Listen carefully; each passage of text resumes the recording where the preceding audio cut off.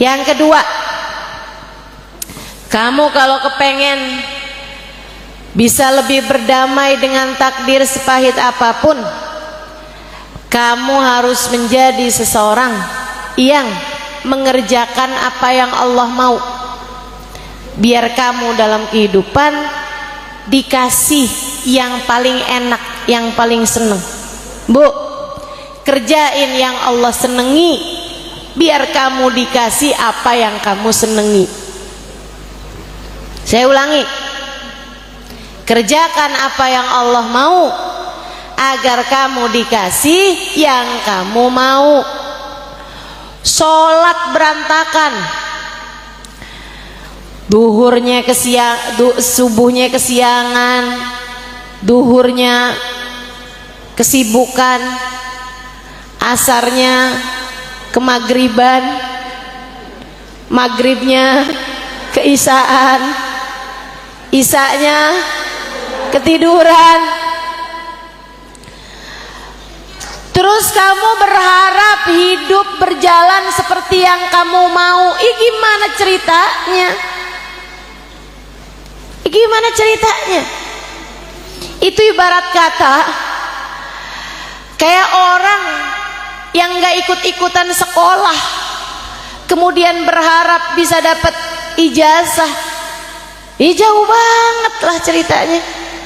Gimana kamu bisa lulus ujian jika bahkan kamu sekolah pun enggak gitu? Sekolah yang benar, kerjain di hidup di dunia ini yang benar. Perintah Allah kerjakan, dosa tinggalkan. Kamu menjadi hamba Allah yang bertakwa.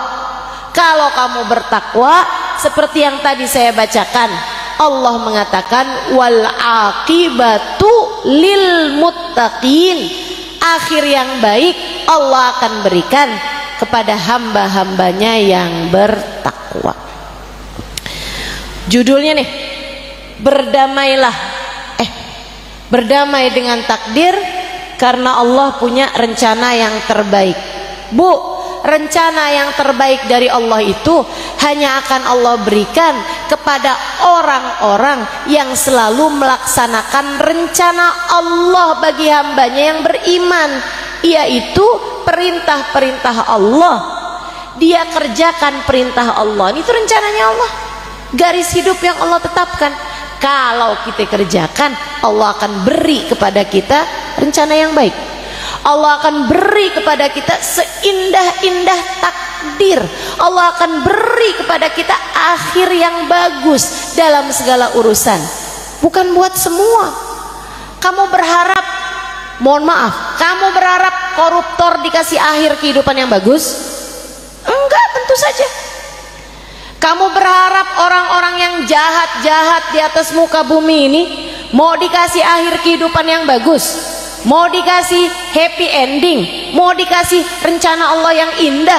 Ya enggak lah Bu. Tentu saja akhir yang baik, kehidupan yang indah hanya akan Allah berikan kepada hambanya yang bertakwa. Jadi kamu kalau kepengen berhasil melampaui semua ujian dengan cara yang terbaik, hingga akhirnya Allah berikan kepadamu kehidupan yang indah, hingga akhirnya akhir kehidupanmu dikaruniai kehidupan, akhir kehidupan yang indah, kamu harus menjadi hamba Allah yang bertakwa. Tinggalkan dosa, kerjakan semua perintah Allah Ta'ala. Sholatmu jagain yang bagus, duhur, asar, maghrib, isya, subuh, pentingin. Jangan hanya gara-gara kondangan sholatnya juga ikut kondangan. Jangan hanya gara-gara jalan-jalan sholatnya juga jadi ikutan jalan. Jangan hanya gara-gara sibuk urusan belanja sholatnya kemudian jadi ketinggalan. Nggak gitu caranya jalanin hidup Bu, nggak gitu caranya jalanin hidup. Pentingin Allah, Allah akan mementingkanmu. Jelas? Jelas? Ibu-ibu yang di luar jelas? Pentingin Allah, maka Allah akan mementingkanmu.